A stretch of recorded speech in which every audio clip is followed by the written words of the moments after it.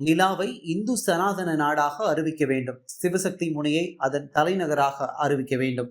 வட மாநில சாமியார் கோரிக்கை. வினோதமான பேட்டிகளுக்கு பெயர் போனவர் அகில இந்திய இந்து மகா சபையின் தலைவர் சாமியார் சக்கரபாணி மகராஜ். கொரோனா நேரத்தில் பசு கோமிய விருந்து நடத்தினார். கோமியம் குடித்தால் கொரோனாவை விரட்டலாம் என்று பேசினார்.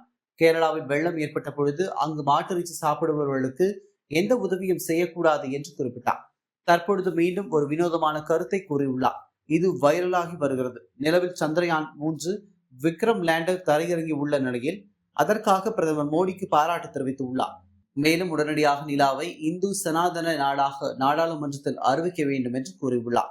விக்ரம் லேண்டர் தரையிறங்கிய சிவசக்தி முனையை தலைநகராக அறிவிக்க வேண்டும் என்று தெரிவித்துள்ளார்.